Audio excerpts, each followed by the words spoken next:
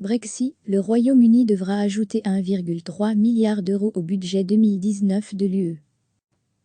Le Royaume-Uni a appris vendredi dernier, quelques heures avant de quitter l'Union européenne, qu'il devra débourser avant juin 1,3 milliard d'euros de plus que prévu pour le budget 2019 de l'UE.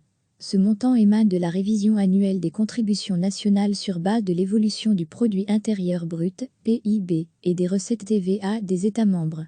La Commission peut confirmer que fin janvier, comme chaque année, les contributions ont été recalculées pour les adapter aux données économiques les plus récentes, a commenté un porte-parole de l'exécutif européen.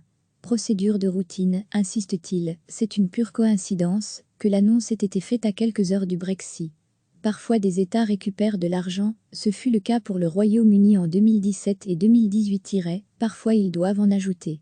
Le Royaume-Uni a quitté l'Union européenne dans la nuit de vendredi à samedi dernier.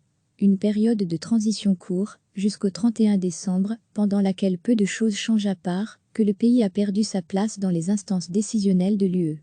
Les Britanniques doivent, tout au long de cette année, continuer de payer leurs contributions annuelles, qui s'élèveraient à plus de 10 milliards d'euros. Au-delà de cette année, le Royaume-Uni a convenu qu'il continuera de payer ses contributions aux engagements budgétaires pris du temps de sa participation à l'UE, ainsi que pour les pensions des fonctionnaires européens. Le montant net serait de quelques 20 milliards d'euros. Recevez chaque matin l'essentiel de l'actualité. Le Royaume-Uni a appris vendredi dernier, quelques heures avant de quitter l'Union européenne, qu'il devra débourser avant juin 1,3 milliard d'euros de plus que prévu pour le budget 2019 de l'UE. Ce montant émane de la révision annuelle des contributions nationales sur base de l'évolution du produit intérieur brut, PIB, et des recettes TVA des États membres. La Commission peut confirmer que fin janvier, comme chaque année, les contributions ont été recalculées pour les adapter aux données économiques les plus récentes, a commenté un porte-parole de l'exécutif européen. Procédure de routine, insiste-t-il, c'est une pure coïncidence que l'annonce ait été faite à quelques heures du Brexit. Parfois des États récupèrent de l'argent, ce fut le cas pour le Royaume-Uni en 2017 et 2018, parfois ils doivent en ajouter.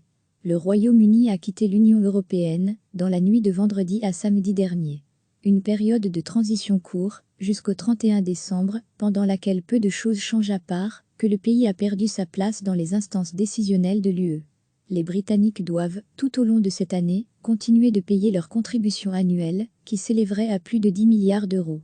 Au-delà de cette année, le Royaume-Uni a convenu qu'il continuera de payer ses contributions aux engagements budgétaires pris du temps de sa participation à l'UE, ainsi que pour les pensions des fonctionnaires européens. Le montant net serait de quelques 20 milliards d'euros. Cliquez sur s'abonner pour recevoir les dernières nouvelles.